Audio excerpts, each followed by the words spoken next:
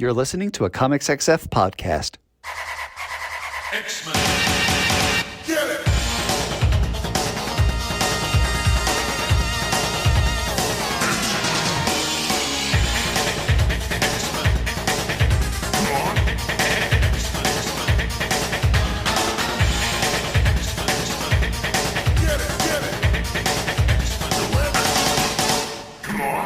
Hey everyone, and welcome to another exciting episode of Battle of the Atom. This is the Dankest X-Men podcast, where we roll up every story from A to Z. I'm Adam.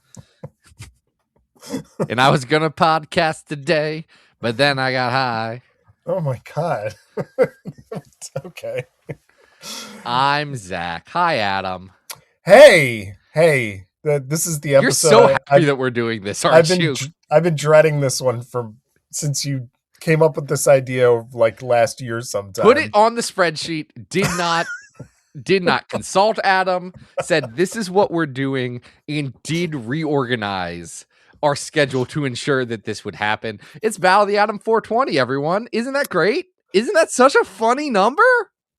I gotta ask, Zach. It's the weed one. Here's what's so confusing about this, and I think the origin of me realizing you think this is funny goes back to when we talked about Amazing Spider-Man 420. Amazing Spider-Man 420, the Christmas issue with Nate Gray. Yes. Yeah. By the way, people think that when I do those explanatory things that I'm explaining it to them. I'm explaining it to our listeners every single time, not just with Adam, who I know also knows these things, but especially to creators. Sometimes I don't. Sometimes you don't, but sometimes that's fine. Sometimes I don't know things. We all don't know things sometimes, but especially with creators who are doing an interview, I'm like, guys, I know these are your friends. And this is not shade to Alex Packnatal, who we did this to on the last episode. This happens every time I'm talking to anybody. It's like, I know these people are your friends. There's some idiot out here that doesn't know what's going on about this specific thing you just said. And I know what you're talking about. And my job as a radio host is to explain these things, because some of our listeners may have been doing a little bit of a puff pass before they listen to this in their car Monday morning. All right, here. You're talking about explaining things. This is what I need explanation for. Yes. Okay? All yes. Right. So the premise of this episode is even though you've claimed in the past to not really care about what episode number we are on. Very much. This is the 420th episode of Battle. Yeah, found that out because our spreadsheet that has our schedule does have episode numbers on it still. And that's a choice that I guess I've made to have those episodes. Oh, because we want to track the hundreds. Yeah, well, and it appears in our, I think it appears in our, pod titles. It does, but that's an automatic metadata thing. Yeah, like that's not anything that I'm. It does not. Here's how you know the difference is it does not appear on any of the Patreon feed or the post that we do on Comics XF. It does not include episode numbers on it. Yeah. That's an intentional choice on my part, but continue. All right. So in the spreadsheet, it says 420, January 12th, 2026. Number 420 must be a weed-centric episode, and I don't know what that might mean. Now, yep. I know you find this funny, but I remain to this moment right now as we record confused as to my knowledge, and I've known you for, we're going on a decade at this point. You don't partake. I also have not and will never partake. It's just not my thing. I'm so confused why this is so amusing to you as a non-weed consumer. Can you just expand on that? So I think the number 420 is funny because I grew up on the internet and it was a joke on the internet. And here's the thing, it's not a funny joke. Okay. It's just a joke on the internet, and it just has been ground into my brain. So when we launched this podcast and I had to be like, okay, I want to make sure that the episode goes up, because one thing that actually bothered me about it, this is going to date us. So hold on, you have to get the context here. Mm-hmm. I did not have an unlimited data plan when we started this podcast. Oh. So one thing that bothered me, because I was I grew up without a surplus of funds. Mm. We were fine, but like did not have a surplus of stuff. So like I cherished my data. I cherished my nights and weekend minutes, back even before then, before the podcast. So I had in my head, we need to make sure that this goes up Monday morning before someone's leaving for their commute. It's already downloaded onto their phone. I know what you're going to say. This was the logic. So I said, okay, well, let's see. What do I leave for where I leave about 6:45, 7 o'clock. That means I want to have it beforehand. Some people leave earlier than that. What time? And there's a little bit of lag between when we upload it and when the servers refresh. So what gives I said, you know what? 4:20 is honestly logistically a really good time for this. And it made me giggle. So it's baked into it's baked into this podcast. Okay. All right, so we're riding the internet vibes, and in trying to figure out what the heck we were going to do for this episode, just picked some really random stuff. Vibes. This is a wild collection of stories here. Here's the logic that I think we tried to go into this with the spirit of. Yeah. The spirit of this episode in the selections were not drug-centered stories, because we asked about that and we looked at them and we've covered most of them that we have interest in covering, and the other ones we didn't want to do.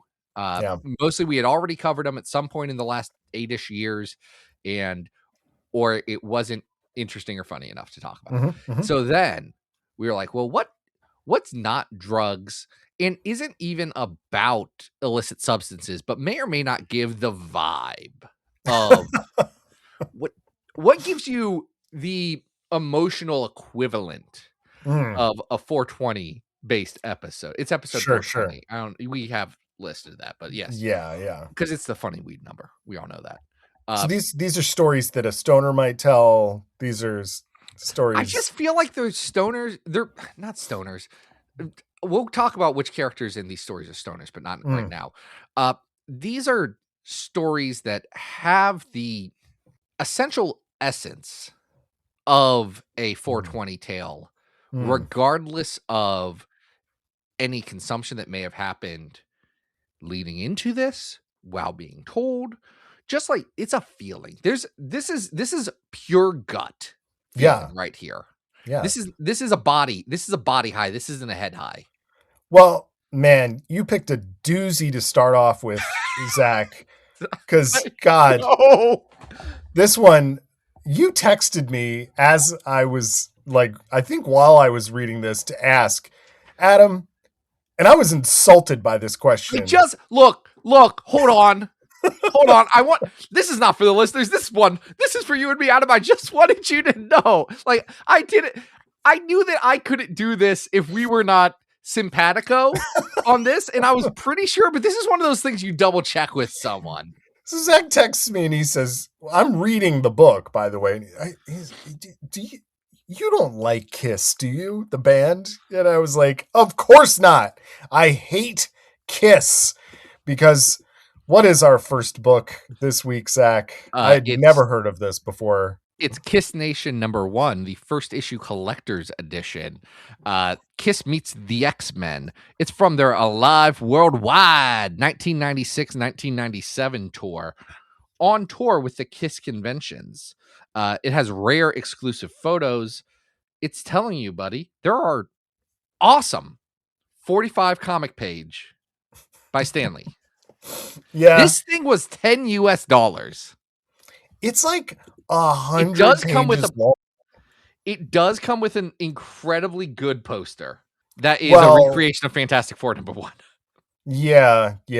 I mean, incredibly good, except Kiss is in it. So how good could it be?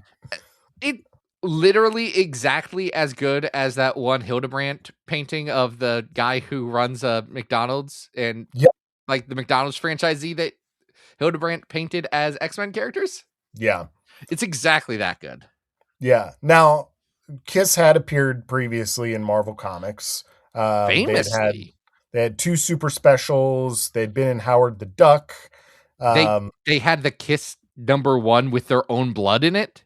Yeah, mixed into the ink. Dude, I said that like it's normal. Our listeners know that Kiss #1 from Marvel Comics in the 70s was made with ink from Kiss's own blood. The band Kiss, like Ace Frehley, Peter Criss, Mhm. Gene Simmons, the other guy, Paul Paul Stanley. Stanley. Why yeah. do I know their names? Well, because while Kiss sucks and Kiss- is a terrible band, Terrible band. maybe 2 or 3 songs that I am aware of. One They're good song. One they're good song, and it's Detroit Rock City. Sure, if I mean, like for wanna a call that 70s 70s arena rock, it is a perfectly solid, but it's like it's the same level as Foreigner or bands like that. Like bands that don't Foreigner's matter. very angry right now. Both Foreigner fans. They're who like, "How listen to dare Kiss- you?" I said, hold on. I said Kiss's best song is as good as an average Foreigner song. Just Yeah. like, hold on, That's guys. not a Listen to what I compliment. actually said.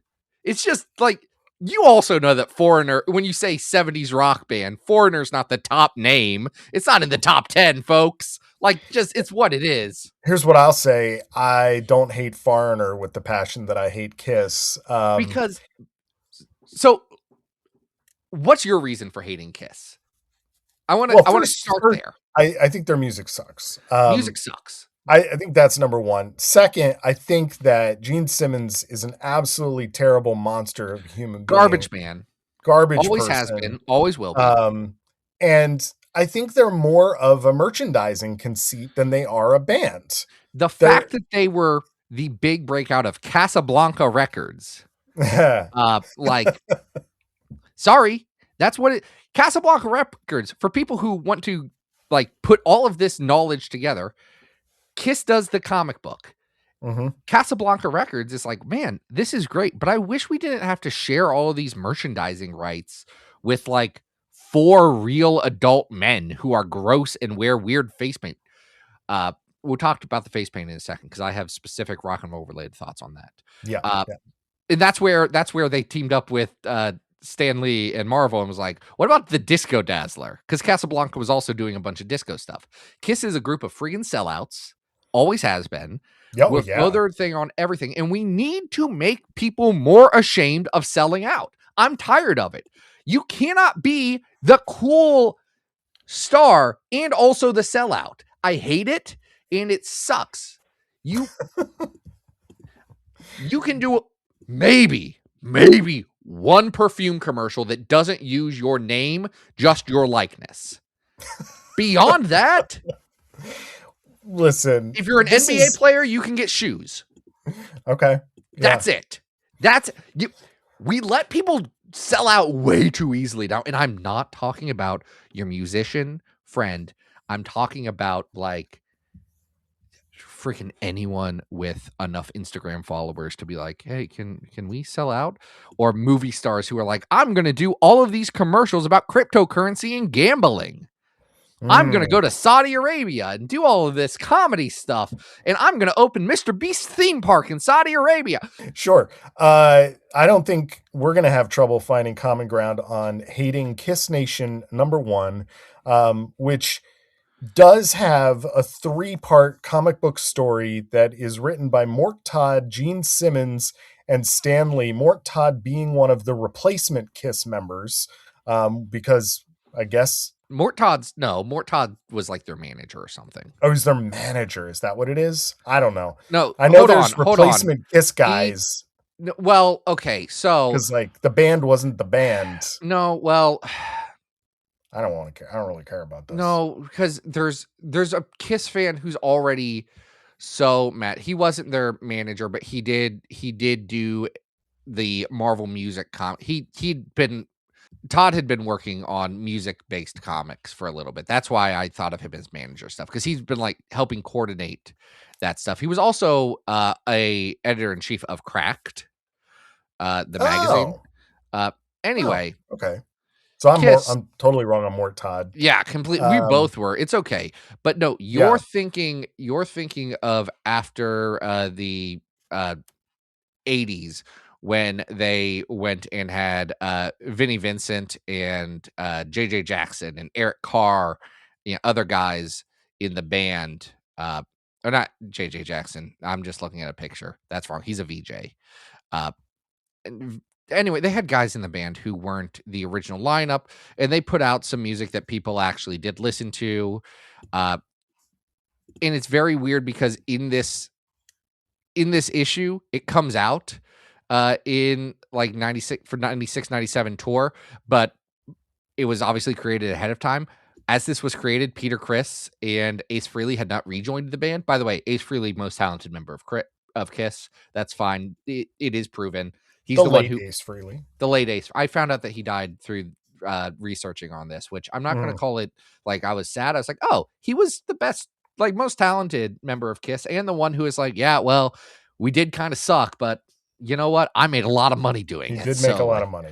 Good for Ace Frehley specifically. Anyway, so they have to talk about how, the members in Kiss, their likenesses are not of Ace Frehley and Peter Criss, but don't know how to square that circle. They couldn't redraw this comic. It's very strange. It's drawn, I would argue, quite poorly by a whole team of people. David Schlistek, Scott Elmer, Eric Lusk, and Nate Pallant, and inked by John Bly.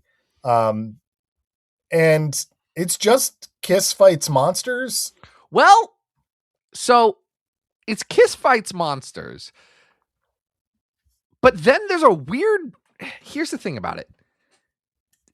This is also a weird meta thing where it's about Kiss working with Stan Lee to make this comic, and about the version of Kiss in the quote unquote real world meeting the comic book version of Kiss. Yeah. So, and then all of it being a child playing with Kiss action figures in a dream. Yeah. Now, stupid. So what this contends is that even when Wolverine and Psylocke show up, and the X-Men characters Wolverine and Psylocke, yes, and Gene Simmons sexually harasses Psylocke and then kisses her on panel because she's a sexy babe. Yeah, but Psylocke's written as like liking it and being like, "Oh, I'm very into this," and it's a whole.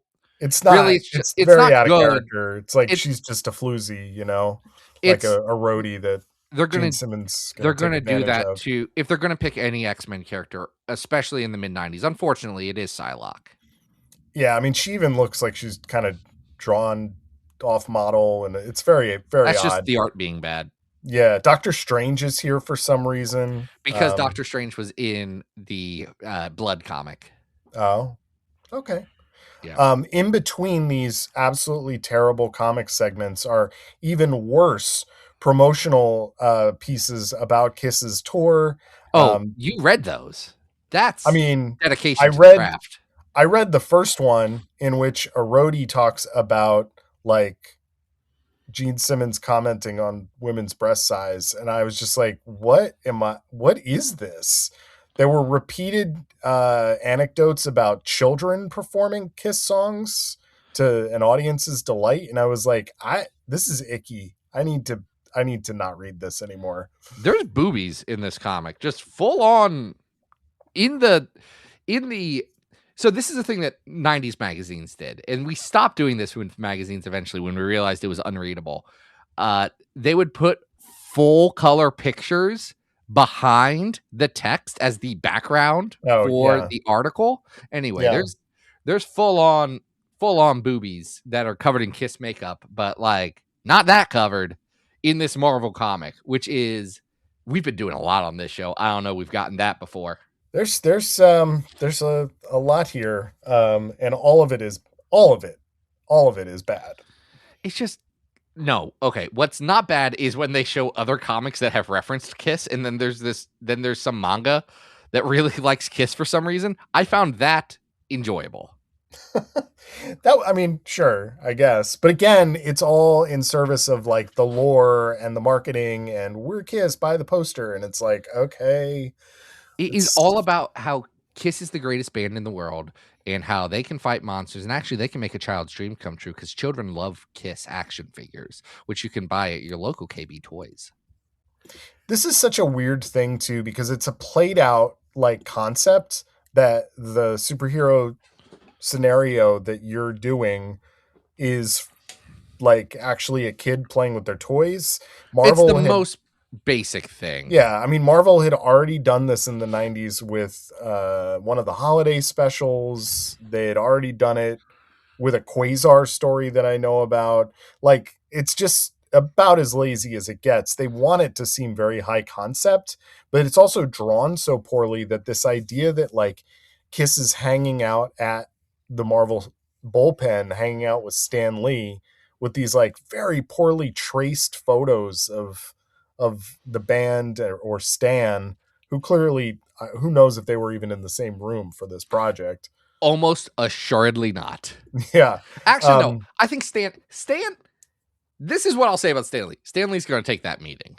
Stan, Mr. Star Lover himself, you know, from like this, it's on the Smashing Pumpkins album. That title that we're not going to say because we're a children's podcast on this weed podcast episode. Wild the lines that I draw for myself, isn't it, folks? But you know, that Stanley's going to be in the room with Gene Simmons just to say that he could. Wait, are you confusing a Smashing Pumpkins song with a Nine Inch Nails song? Maybe. Are you thinking of? I'm thinking of Star. Yeah, that's a Nine Inch Nails song. What's this? What? And you can bleep that out just to keep the bit going. But what's the Smashing Pumpkins song I'm thinking of? You're thinking of Silver. That's what I'm thinking of. Which was famously, I believe, like edited out for Kmart or something. Walmart historically. Was it Walmart? It may have been Kmart as well. Walmart historically would not allow profanity, and they would actually censor the physical CD. Yeah. Like they would put censored tracks on there, which was insane. Yeah. But you know, what are you going to do? That's okay. Both those songs are more fun and interesting than anything Kiss ever did. And I hate that this exists. I'm glad that it was so hard to find, because that means that folks, like, except for the diehard Kiss fanatics, because this wasn't thrown at comic book fans, the normal places that folks like us will go to find comics, this isn't showing up in long boxes. No, I've never seen this in the wild. But I'm buying it immediately if I see it in the wild. You know I will. No. I'll pay the $10 cover price that was on it back in the 90s today to own this comic. No. It's not good. It's not good. Is this the worst comic where Stan Lee takes a popular, very commercial musical group and turns them into superheroes? I mean, what are my other options? Well, it's this and the Backstreet Project. You remember the Backstreet Project? Oh, from Stan Lee Media, the one issue of the Backstreet Project that had a Burger King Kids Club tie-in meal. Yeah. That sounds more fun, honestly. It has Nick Carter as Ninja Man. Love it. Howie as the Illusioneer. This is already better. Brian plays a guy named Top Speed. Kevin plays a guy named Power Lord.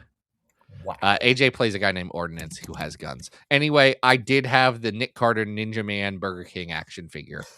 And I do believe it's still in my mom's basement. Can you weigh in on something, though? I can weigh in on so many things. All right. Obviously, we are ranking this for the show. It has X-Men in it. It has Wolverine. It is Kiss meets the X-Men. That's on the cover, and that is in the comic. Okay. Here's my question to you. Yep.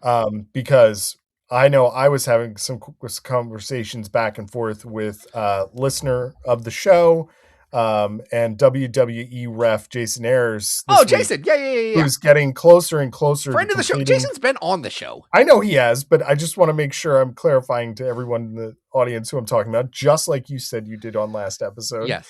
So Jason is getting closer and closer to his goal of owning every X-Men comic. The question I want to ask to you is, does Jason need to buy Kissnation #1? Absolutely. Not even why would you? It's such a... But he has, because I looked at the list. I asked him the exact same question. He has a Taco Bell comic. You know the Taco Bell comic? The one I've bought you. Yes. Bought you a copy of the Taco You bought Bell me of comic. that. Thank you very much. He has that Taco Bell comic on his list. So Yeah. yes, this does need to be on the list. Also, and I say this with as much love and respect as it deserves, Jason is in the spaces that are more common to have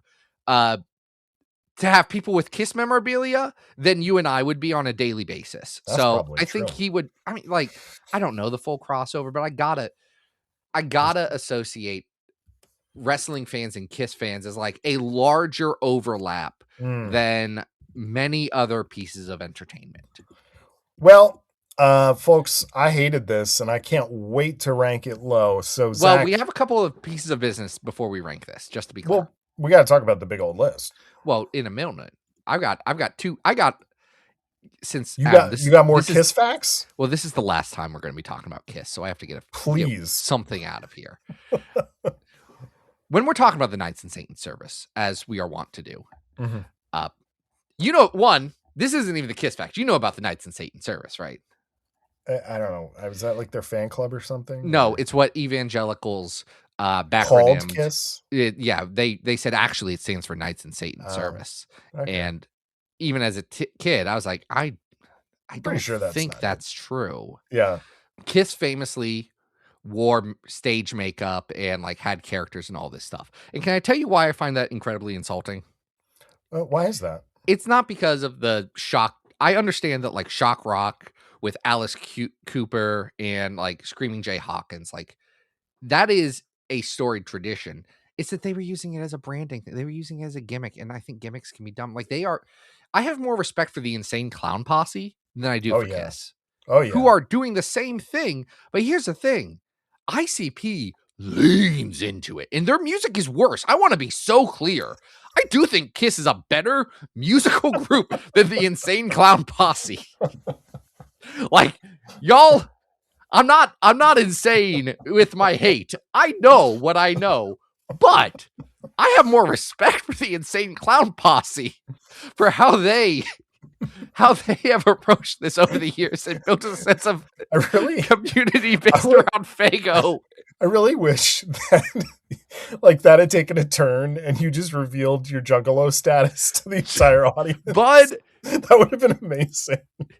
You would have been talking about magnets and still the funniest thing in the world when that came out. Still funny today.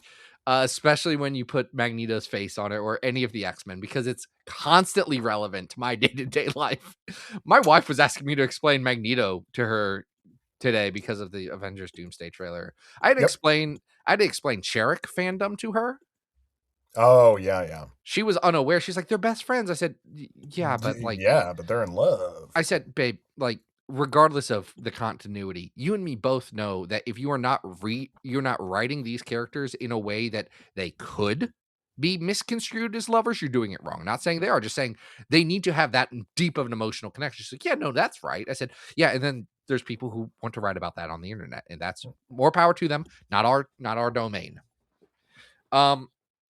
Anyway, what was the other fun fact? Mostly I just wanted to yell about shock rock for a little bit. And like I get it, the intersection of glam and shock rock and all this stuff, like there is artistry when it comes to performing with like theatrics and all of that.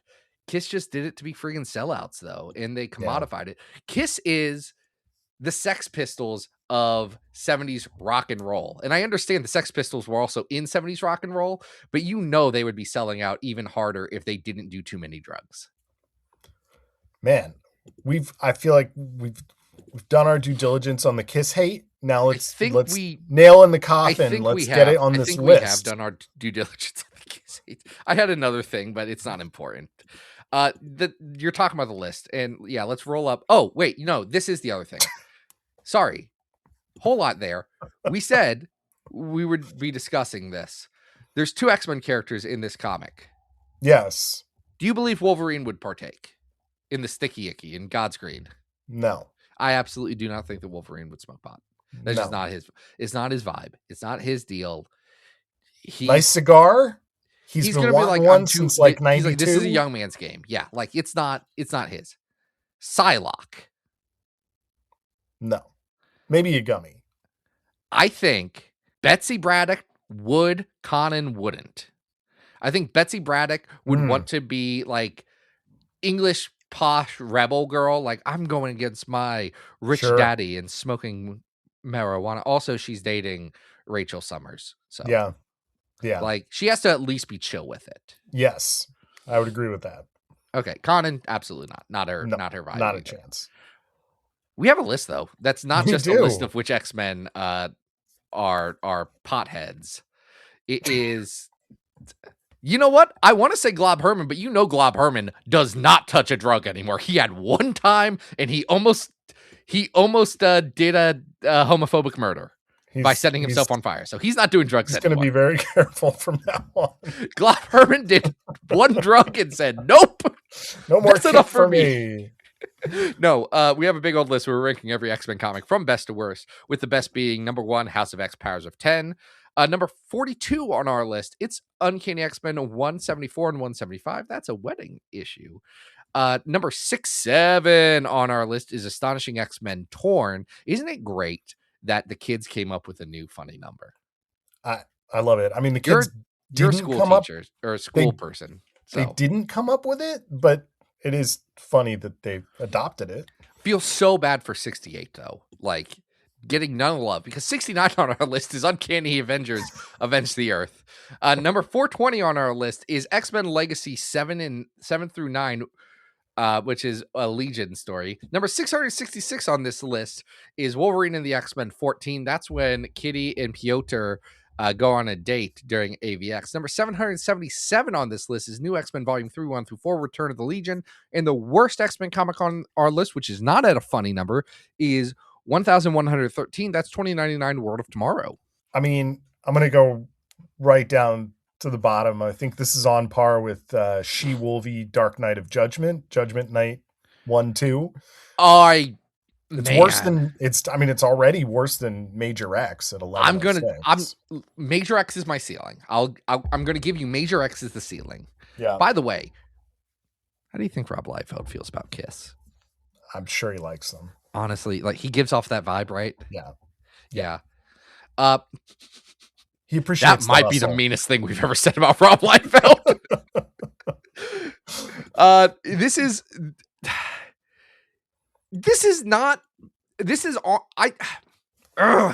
She-Wolverine Dark Knight of Judgment is worse. Yes, it is worse. We're on par. You're right. I feel like this is right in line with Malibu's Phoenix Resurrection. Yeah. It's right there. Man, 95 was a rough time for comics. Yeah. I do think that there is a narrative. There is a through line. I understand what's happening in this bad comic. I don't have to like it, but I get it. Okay. So does that make it better or worse than Phoenix Resurrection? I think better than Phoenix Resurrection, worse than Nation X 2099, which has Battle Nuns. Okay. So this is our new 1108 Kissnation #1. I am so excited to never talk about that again. We're talking about it some more. I'm gonna come up with some Kiss facts for next week. It's gonna be a new segment. What's going on with the Space Ace and the cat and the demon and the other one? Ugh. What do you want to talk about next, Zach? Maybe we'll talk about some Milligan and. No, we're gonna save that one. Oh, we're gonna save that. Okay. I want to save that one for 1 second, and that's because of how I wrote my notes. I took notes, by the way, Adam. Look at this. I'm trying to journal in the year of our Lord 2026. All right, well then we're gonna go to the story that I picked for the common sense reason that only one X-Men book has actually gotten up to 420, and that is, of course, Uncanny X-Men. And Dude, of course, that's the reason you picked this. What? That's the reason you picked this. I'm just now knowing this. Zach, it's Uncanny X-Men 417 to 420. Legitimately, I thought, oh yeah, no, this absolutely insane Chuck Austin story. I get the spirit here. I understand where Adam is going with this. It fits the theme on multiple levels. This is one of the only Chuck Austin arcs that we still have yet to cover, and it is called Dominant Species.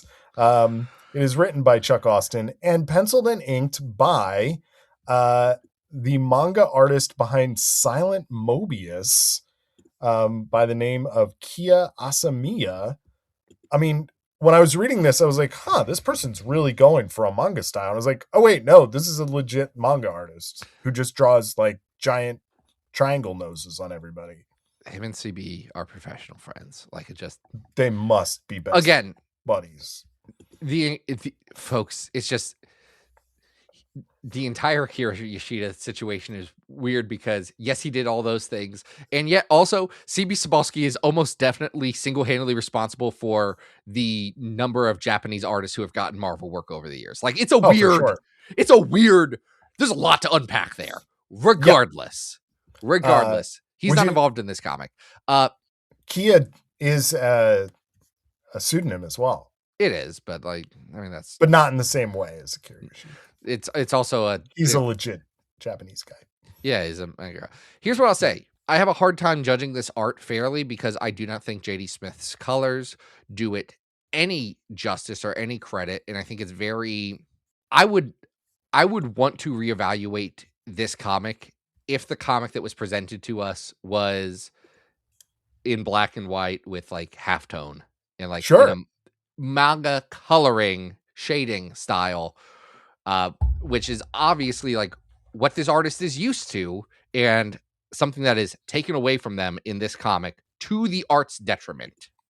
I actually, well, the nose thing does bother me because the noses, the worst noses in the world, very large noses. I will say that there are parts of this where I really like the artwork, and it really made me understand why Chuck Austin went on to be a good showrunner, because even though this is a terrible arc, this is a terrible comic, it actually has a pretty good pace to it that reminded me of, I was thinking about it as I was reading it as like an animated show. And I was like, oh, okay, I can kind of see it. But this is why when people talk about why Chuck Austin's X-Men is oddly readable. Yeah. It's because plotting may be bad, art may be atrocious, the themes may be nonsensical. Structurally, man knows how to pace it. Like, he really does have a great sense of pacing. It's the same thing like when I read Walking Dead, a comic I disliked. I read that whole first compendium like at laser speed because while I didn't enjoy it, dang, Kirkman knows how to pace something. Like, it's the same thing that I've talked about this with Peter David's X Factor Investigations, a book I don't really like, but I've reread twice because once you start, it's like, I'm going to keep going. Like, always can get me to turn to that next page. Well, and what Austin is doing, I think, well, I'll start with some compliments, is he's constantly shifting between different vignettes with different characters. So we're shifting between stuff that's happening with Nurse Annie and Carter and Havoc and Akoma and Polaris. All of that. You're switching between that and Nightcrawler and more Priest stuff that's going to lead into Draco. You're following along with Angel and Husk, who are leading up to She Lies with Angels, but they're going to get attacked by the major antagonists of this story, which are the dominant species. That's right. Maximus Lobo, has made his first appearance here. Big Wolf is here. Yeah, big werewolf guys who are obviously like the next step in evolution. And opening sentence from Maximus Lobo. Yeah. And assume this is being said in a werewolf voice. Mm-hmm. The guy that they're stalking says, I don't know who you are, but, and then Max Lobo says, I don't know who you are, but I'm going to eat your bones. That's pretty good wolf talk. I mean, if you're going to be a big bad wolf, that's pretty good. Because here's the thing. Max Lobo is such a stupid name. One, such a stupid name. Two, a furry daddy. Like, that's what he less so here than in other artists' hands. The dominant species with Kia Asamiya is much more like these shadowy ghost-like werewolves. It will later be drawn very more like a furry. It's that Exiles. Like I can't not get the Exiles version of this character out of my head. Yeah. It's forever stuck in there. Like, I knew that's not, while I was reading, I said, oh yeah, I wonder when the Wolf Daddy's going to come up. Mhm. And it didn't, but it was still stuck in my head. I was like, no, that's what Max Lobo looks like. Yeah. So that's bad. Here's the thing about this. Mhm. It opens with Angel being like, oh no, I have money and I'm complicit in capitalism. And Paige Guthrie being like, capitalism sucks. And Juggernaut being like, I'm going to fight some people. And also mentor some young kids. And then Iceman being like, I'm mean for no reason. Iceman is so mean in He's this such a jerk here. entire thing. Love it. Anyway, Kurt Wagner is like, I'm so horny, but I cannot have sex with Stacy X, who, I'll be honest, Mhm. Stacy X is truly written in a horrific and terrible way. Like, Oh, just yeah, as yeah, yeah. this is character assassination for a character that has not had a lot of pages and also isn't very good. Remember when we did that Stacey X episode recently or issue Yeah. recently? We were like, there's a lot of complexity into this character. Yes. No, she's a All bimbo gone. in this. Yeah. Like Yeah. that's what it is. Everybody's- It sucks. Yeah, Also, everybody's calling her names. It's rough. Also, the art of her naked straddling Nightcrawler has just balloon breasts. Mhm. It's insane. Yeah. What was it? Oh, We also- and not to mention when we were just talking about that Stacy X story from Casey, this is the same setup. Warren is also realizing that he has accidentally funded this group too, the dominant What? species. What does Max Lobo's company do? No, I don't know. They resell stuff. They're so cool that they resell other people's products as their own. It's just called white label. That's not like they build that up as a secret, like evil skin. That's called white labeling. That's one of the most common things that has been done.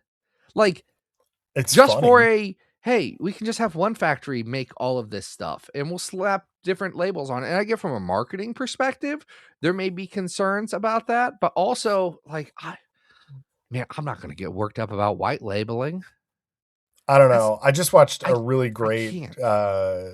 Kurosawa movie called Cloud. Did Kurosawa also talk about the plight of white labeling?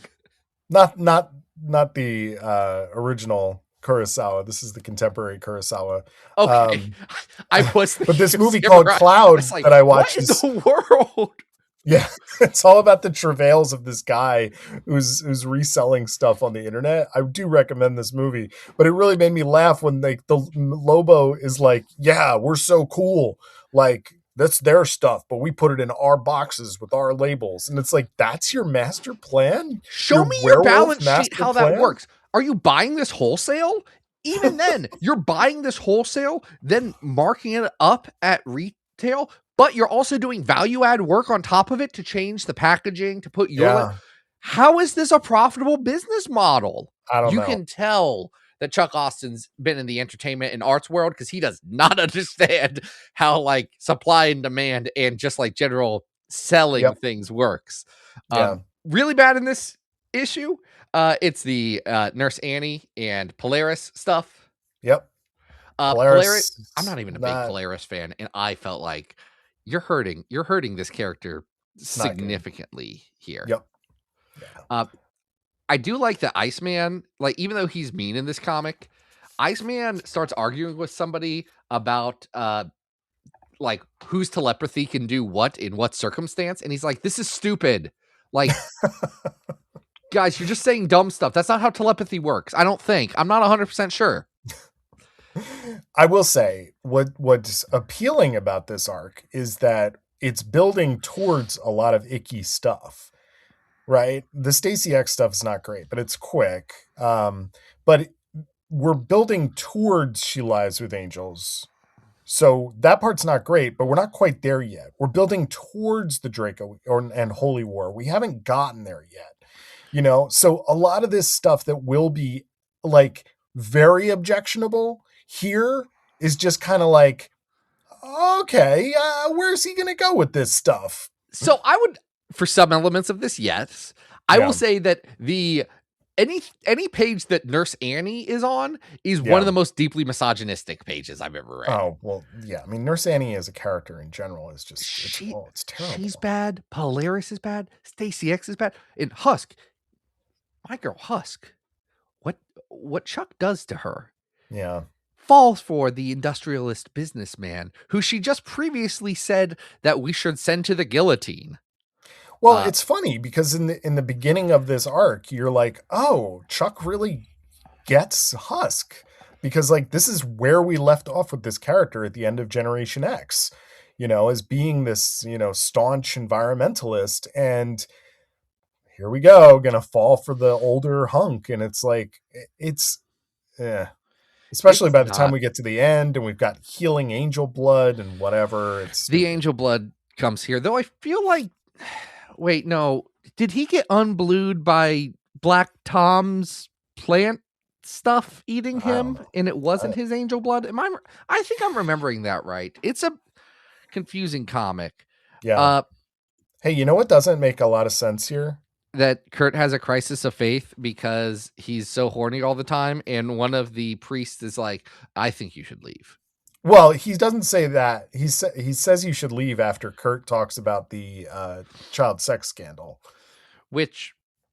sex abuse scandal. I mean, that's essentially what Kurt calls him out on, and he's like, "Yeah." I didn't realize that the Church of Humanity also had a scandal right at the same time as the Catholic Church. I think that's crazy writing, bud. Unclear if Chuck Austin knows the difference. But no, I was going to say Chuck Austin's grasp on Catholicism is nebulous to say the least. But Wolverine gets hit once by Maximus Lobo and gets like off panel for like 2 issues because he needs his healing factor to come back. It's like, what? That's Chuck Austin doing his continual. They want Wolverine on the cover of this one, so yeah, we gotta shoehorn it in here. I would say overall, and I do think there's not much to talk about here beyond what we've already noted. This is one of the better Chuck Austin arcs. They're just all not good is part of it. Like, where's Trial of Juggernaut? Austin's greatest hits. This is what I feel like. It has everything you want in Chuck Austin or don't want in Chuck Austin all in one place. And I think there is value to that. This is nonsense. Kurt has a crisis of faith, and the arguments that both Kurt and the other priest make are like 10th grade atheist level arguments. Well, and Husk is walking around with this, both her and Angel are doing the ongoing monologue about evolution and, what is God? Darwinism. It's like, who cares? Like, why do bad things happen to good people? It's like, y'all, and maybe this is just me growing up in the church saying, get on a different level of argument. I'm not saying those things are settled. I'm saying that it's trite. It's like asking who's stronger, the Thing or Hulk. We're having two priests are having different religious arguments than the nature of evil. Yeah. Like that's not where those freaks are at. So one very funny thing about Husk that happens in this comic, and I just have to point it out because I died when I read it. It was one of those things that reminds me that Chuck Austin sometimes knows what he's doing. Yeah, which was? It's when she husks for the first time in front of North Star, and North Star's like, North Star literally says, "Are you going to leave your skin there? Is she just going to leave that there? That's disgusting." Love it. So good. That's pretty funny. At 866, I believe we have Trial of Juggernaut, and then we have She Lies with Angels down at 1103. This is better than She Lies with Angels. This is better than She Lies with Angels. I'm sorry, I got distracted and I was flipping through this comic, and I saw that the last line is Angel saying, but Paige would see it differently. She would say that I had at least truly evolved. Yeah. It's a terrible comic. Yeah. This is better than She Lies with Angels. Yes. This is better than Holy War. Mm-hmm. Yeah, man, Holy War is right after this, isn't it? Yeah, we're getting right into it. Hold on, is this better than Storm the Arena? That's at 1078. I mean, I find the Storm the Arena more objectionable than this. But I've got so many mixed feelings about Storm the Arena. I don't know how I Yeah. truly cannot I don't- figure out how I feel I about don't think this is as objectionable as Deadpool versus X-Force. But then Hey, speaking of that, I was thinking of that book today because did you know that was Dwayne from that Yes. book? Yeah, Sorry, Eastern European names. I can't do them. Swarzynski. Sure. You know Okay. he writes James Patterson novels now? Oh, well, Or maybe I mean, Dean Koontz, somebody one has of to the write two. James Patterson novels. It's either James Not James Patterson or Patterson. Dean Koontz. One of the two. He writes those. This is not Yeah. better than Axis at 1051. No. This isn't better than Tooth and Claw at 1056. This isn't better than Dazzler X Sog at 1067. This This is not as bad as Sisterhood at 1071. Greg Land, yeah, man. That may be the nadir of Greg Land. This isn't as I'm bad as 1069 X Factor Multiple Birth. We're putting it above Sisterhood, below Rosenberg's last arc of Uncanny. Okay, that's a good place. That for feels us. right to me. Okay, so this is going to be our new 1071. That is Dominant Species. And Real Zach, quick, while we're still Yeah. here, while we're still here. speed round, Archangel. Definitely has tried. He's definitely tried. Oh, definitely. Husk. Yes. I But- agree. Uh, I think Husk tried, but it was much later than she is proud of or wants to admit to people. yeah. Like she Okay. wants to come off as I smoked weed with Chamber, Yeah. but she absolutely never did that. Yep. Because Chamber doesn't have a mouth or lungs. Right. Havoc. That's a tough one. Oh, I absolutely. You My think Havoc. yes? My first Havoc memories are Surfer Havoc, so I'm colored by this. Me- Like yeah. All right, keep going. Polaris, definitely. Definitely. Juggernaut, probably, but moved on. Like, I don't think that's his choice. I don't think it's that's his- That's don't not think it's his his- item of choice. I don't think it's his choice now. I think Juggernaut had a few years where he got onto the hard stuff and then moved That's back what to I'm just beer. thinking. Like, Yes. It was a gateway drug for Yes. him. Nightcrawler, I'm gonna say no due to deep-held religious conviction. Like Yeah. he's already little being like, uptight. I'm doing the sex, I can't be doing Yeah. drugs too. Yeah. And then of course Annie Gazakanian. You know what? Probably yes, but then like made other people feel bad about having done it. I actually fully agree with that. She pretends not to because she's a mom now and she Yeah. has a kid and she was Yep. always responsible. And I don't know what you guys are talking about. All right. We have one left, and I've alluded to it before. What is this, Zach? We are talking about We are talking about. Oh, well, I'm way too close there. We are talking about X-Force 121 and 122. This is Laccuna. By Peter Milligan, Mike Allred, colors by Laura Allred. This is from obviously the latter X-Statix era of X-Force for the end of Volume 1. And man, this is just 2 straight issues of them trying to figure out the dang roster. Which, again, if that does not sound appealing to you, you will not enjoy this comic. Just 100% clear. I have not sat down and done like a front to back X-Statix reread since I first read it nearly a decade ago, or more than a decade ago, actually. Huge Mike Allred fan. In fact, I've always appreciated Mike Allred, but I've not spent the time to get through all of his work. So I am in the process of reading Madman right now. Oh, fun. Mike I like Allred's a great Madman. artist.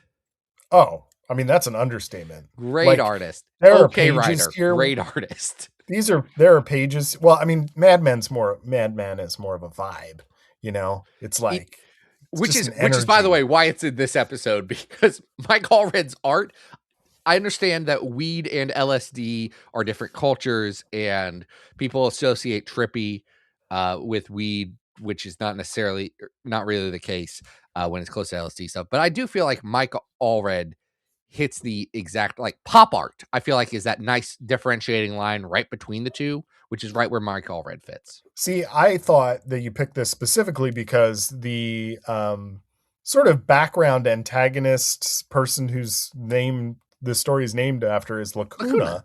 Laccuna, her real name is Woodstock. She is very clearly the children of hippies who at one point, it does look like they are harvesting marijuana leaves from their garden. But they're hippies who sold out. They're also rich. Yes, they're hippies who sold out because they realized that they could do more good if they were just millionaires. And of course... Honestly, Peter Milligan...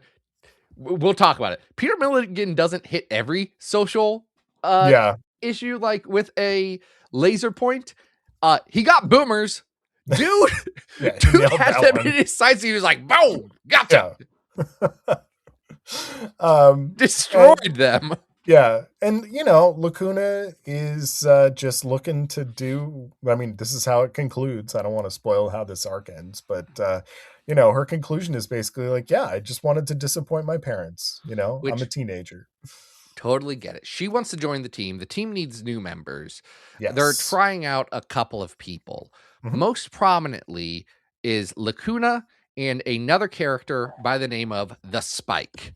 Now, you may be saying they already have someone named Spike Freeman, who is their manager in this book, which they laugh about and move on. Now, Adam, you obviously know why the Spike is in this book, right? Well, I know why Peter Milligan wants story-wise to have this in. I mean, there's also the X-Men Evolution. Yeah, it's the X-Men Evolution tie-in right at this time. Yeah. Which they're like, let's bring Spike into the comics. And Peter Milligan's like, I'll do it, but you can't say anything about how I'm going to. And boy, this is not the X-Men Evolution. This is Spike. Not Aurora Monroe's nephew, Evan, who's a cool skateboarding kid. No, this is Darian Elliott. They do get a cool skateboarding kid on the team later. El Guapo. Is it El Guapo? I want to say it's El Guapo. That sounds right. So the current lineup is the Anarchist Tyke.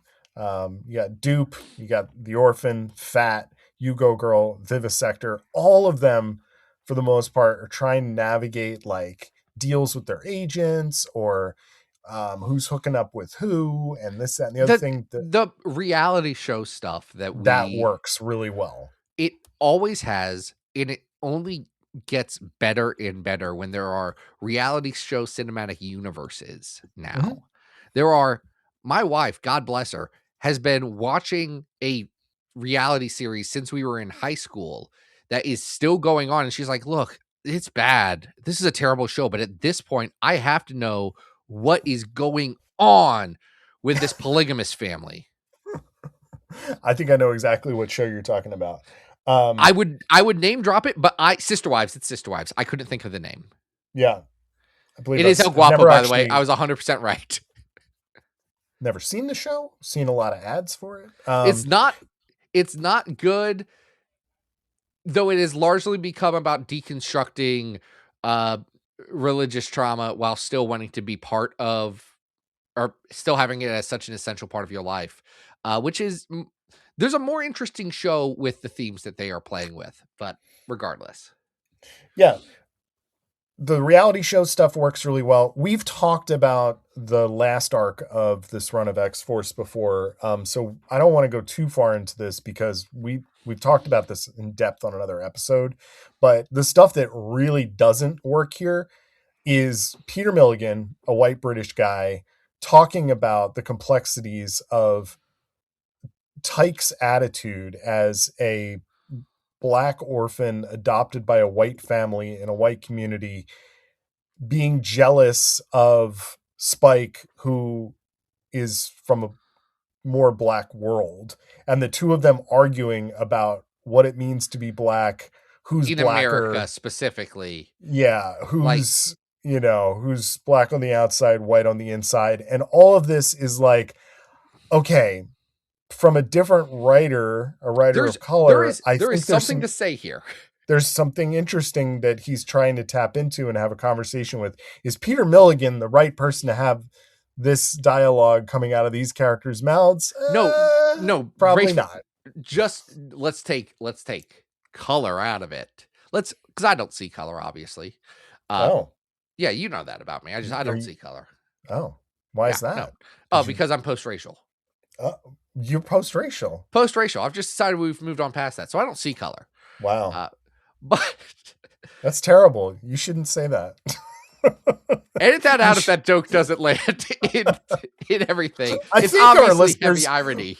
I think our listeners know you were joking. I think people understand that I'm making fun of people's identities or attitudes towards things, specifically white people's attitudes towards these things in 2009. But I digress. What I'm saying is the relationship that America has with race is different than the relationship that Britain has with race. And I do think that it is telling that some of the stuff feels close to conversations I have heard and been around, but like wrong. Like someone's hearing it third hand, which feels like what's happening here. Because like I'm frankly, let's talk about it. I'd be getting this at best secondhand. Those aren't my conversations to be had. So I don't need to be in those groups when those conversations are happening. I may hear about things secondhand because I'm in America and that's just part of the reality we live in. But I have the context of what America is like, even if I don't directly experience that, to understand this on a deeper level than a British guy would. And it's definitely a different dynamic. I will say it makes for an interesting drama. Yes, fully agree. It is. So it's provocative. It's provocative. It is definitely him trying to tap into the zeitgeist and do something provocative. I will say there's a line in here that my jaw dropped when they put in here. Yeah. It's a racial epitaph, but not the one you were thinking of. It's so weird. This is the race stuff in here is wild. And it's weird. It's weird because one, it's a little bit off of reality. And more importantly, it's wild to see a Marvel comic do this. Like this is wilder to me than that Kiss comic having a booby in it. This is just, I mean, keep in mind, every time we talk about this book, I think it's important to remind folks this is coming out in 2001. You know, Marvel is definitely trying some stuff here. And, you know, this is a very adult book. There's frank conversations about sex. There's frank conversations about race and sexuality and gender and all kinds of stuff. And, you know, it's very much of its moment. It's very much trying to push buttons. I think these two issues in particular are pretty fun. They're pretty good. I think the Tyke Spike stuff doesn't land for the reasons we talked about, but the Laccuna stuff really works. The Laccuna stuff I wrote in my notes, man, the Laccuna stuff is so much more insightful and like incredible than what you get with Spike.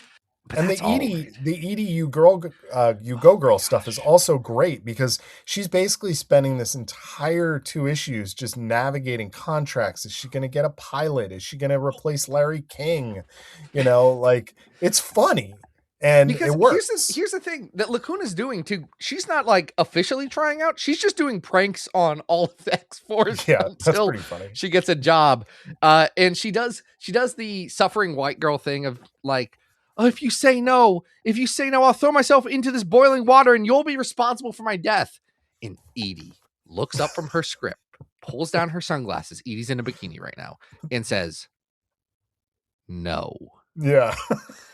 I love her so much. Like I get if Peter Milligan would have killed anyone else off in this book of the major 3 characters, it would not have been as remembered of a book as it is. Like I get why, but man, Edie's such a loss because she's such a good character.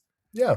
Oh, I love her so much. The other character that this comic reminded me of, and something that I think would have been a very fruitful way to look at this, is the character of Fat in this comic. Oh yeah. He's a type of guy that I don't know if it exists anymore. I'm not around the kind of guy that wants to act so gangster, they're so thug. You know, that they wrote a song about that many years later. But like Fat's doing an Eminem riff is what he's doing, but like, there's your avenue to talk about. Bring fat into this, and that solves this weird conflict that you've got going on, because the real answer is none of you are, or no one is as white as that guy. Yeah. I just have to compliment the art one last time. Oh, yeah. I think We've that understated the art. Page after page, Allred is just showing such mastery over page layouts.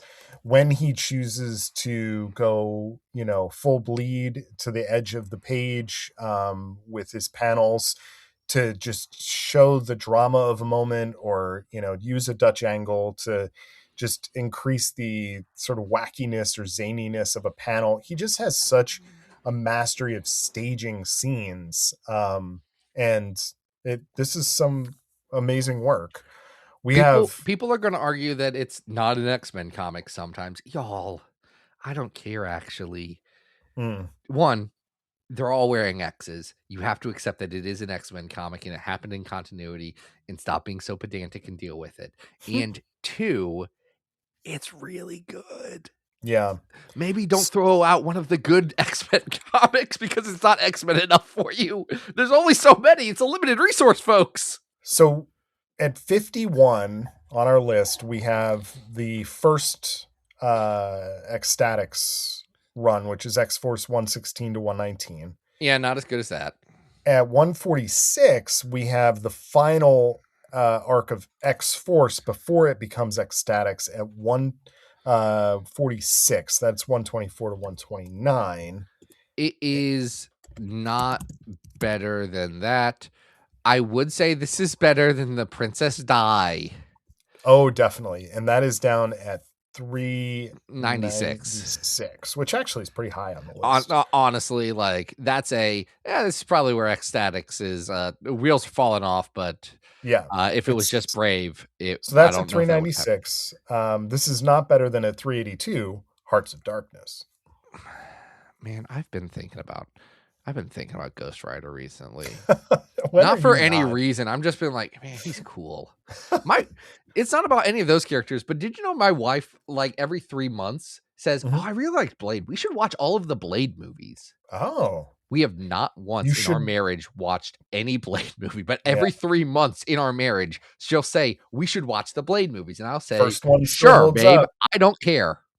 First one still holds up. I will say, hot take. Second one by Del Toro didn't hold up on a repeat watch for me. She says that she loved Blade 2. Yeah. And I said, I definitely have not seen the third Blade. I definitely have seen the first Blade. I am unclear if I've seen the second Blade movie or not in reality. Listen, I'm not saying it's bad. I'm just saying first one's the best. I think we might actually do it this time. I'm keeping you posted. I'm letting her lead on this. You cannot go wrong with that first Blade movie. It's so much fun. All right. At 384 is Capwolf. Come on. Capwolf's better, right? Capwolf's better. I would put this above A Nocturne's Tale, though. Okay. At 385. Yeah, okay. I'm also putting this above a Supernova story. So, like, I have skin in this game. Yeah. All right. So 385, we have X-Force 121 to 122, Laccuna. And just to answer the question that I know is on everyone's mind, literally everyone in Ecstatics, not even a question. Oh, yeah. Yeah. Just like very much they're California to begin with. Yeah. So it's a lifestyle choice for them out there. For sure. No question. Probably in combination with many other things. Oh, you know that they had poppers, they had zanies, they had who's-its and what's-its galore. Thingamabobs. They had 20, man. But who cares, Zach? We got through no big deal. The 420 episode. Oh, I want more. Well, okay, I'm done singing The Little Mermaid on accident. I was just thinking of silly drug names. We will be back with more episodes this year. I mean, it's not like most of the episodes this year. No, we're still. This is still January. We are afflicted started with this. Yeah, we are cursed. I had ideas for episodes that we need to remember to do this year. So I pulled down our planning list even farther, and I had to pull it down so long. And I was like, oh no, that's so many episodes. We have so much more of this podcast that goes on indefinitely until we stop having fun. I was having a weird morning. It's fine. Folks, if you want to follow me on socials, Adam Rec on Blue Sky and Insta. And if you want to follow me on socials, it is #BlazeItXmen, #LitForLife at gmail.com. Just a quick plug before you tell us about next week. Yeah. Seems like readers are actually enjoying our finale coverage of Age of Doug. So I decided to also review this week's, well, I guess when this is coming out the week before is X-Men 23. So look for that, I guess. I thought it was done. There's more Doug. We get well, this is back in now. Back in reality. Back in Goes Gravity 2025. Okay. Yeah. Oh, you wanted me to get No, Adam, I've done this forever. I do this all the time. It's why I'm such an entertaining podcaster. Is that I just say things that I think is funny sometimes, and then if other people think it's funny, that's okay. That's their prerogative. The other thing I was going to say, because maybe we've been hitting that cush a little bit because we forgot totally. Not me. No. We forgot totally to talk about our wonderful people on patreon.com / Battle of the Atom who make episodes like this possible. Yeah, it's true. Folks, do you want us to do an episode based around a vibe or a concept of your choice instead of our choice?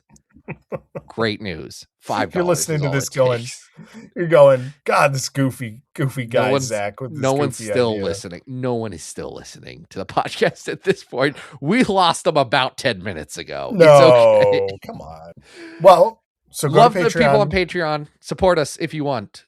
Yes. You get a whole episode based around one of your suggestions. $5. And frankly, as the podcast goes on, we are getting more experimental with what suggestions mean. That's right. I love it. We are in our unmasked era to bring it back to the start of this episode. But Adam, what do we have going on next week? Kitty Pryde stuff? I like her. Would. Absolutely. She would. Yeah, but depending on the again, roommates with Rachel. Sure. You're going to be there. Until then, folks. It's just that I can't get it. We have to talk about this and then shut this down. I have to just mention it. It's just that I can't think of doing a Weed X-Men episode without that page from the What Phoenix parody comic of AVX, where the Phoenix goes really big with the John Romita Jr. art. And instead of saying whatever it says on that page, it just says #420 blaze it. So yes, Rachel, absolutely. Like, come on, man. You know what I'm talking about, right? I do. Okay, good. Because it's terrible. We're not reviewing that on this show. No. There's some early 2000s humor that I wasn't good at the time. It has gotten worse. But that page is very funny to me because one of the kids that dies in the explosion when the Phoenix sees the sun right before, and the last thing he says is "dank."